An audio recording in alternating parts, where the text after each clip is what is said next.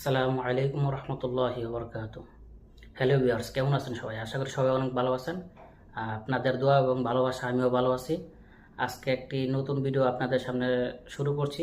তো চলুন কথা না বাড়িয়ে দেখা আসা যাক। ঢাকা আন্তর্জাতিক ক্রিকেট স্টেডিয়াম অনেক সুন্দর, দেখে খুব ভালো লাগছে। এটা বাইতুল মুকাররমের পাশে অবস্থিত। আল্লাহর ঘর জাতীয় মসজিদ বাইতুল মুকাররম, এটা ঢাকা অবস্থিত। মাশাল্লাহ অনেক সুন্দর, দেখলেই কেমন জানি মনটা শীতল হয়ে যায়। আর দুই বন্ধু একসাথে মসজিদের গেটের সামনে অনেকগুলা দোকান।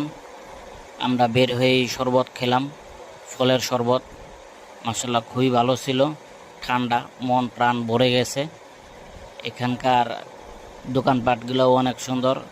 আতর, জায়নামাজ, তবজি, টুপি, মোটামুটি সব কিছুই পাওয়া যায়। অবশেষে আমাদের বাইতুল মুকাররম সফর শেষ।